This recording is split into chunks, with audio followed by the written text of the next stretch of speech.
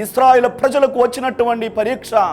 యావే దేవుణ్ణి మరచిపోయి ఇతర దేవుళ్లను ఆరాధించడం, యావే దేవుని స్థానములో బంగారు దూడను ఆరాధించడం. నిర్గమకాండం 32వ అధ్యాయం వచనములు 1 నుంచి 6 వరకు.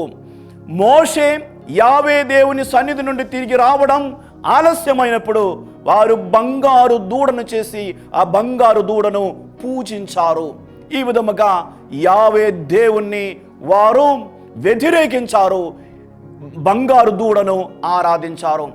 సైతాను యేసు ప్రభువునకు పెట్టినటువంటి 3వ పరీక్ష ఇది. నీవు నన్ను ఆరాధిస్తే ఈ ప్రపంచంలోని సకల సంపదలు నీకు నేను ఇస్తాను అని మాట ఇచ్చాడు. కానీ యేసు ప్రభు మాత్రం అలా చేయలేదు. దేవుని వాక్కులను వాడుకొని ద్వితీయోపదేశకాండం 6వ అధ్యాయం 13వ వాక్యమును వాడుకొని యేసు ప్రభు చెప్పారు, నీ దేవుణ్ణి మాత్రమే ఆరాధించాలి, ఇతర దేవుళ్ళను ఆరాధించకూడదు అని రాయబడి ఉన్నది కదా.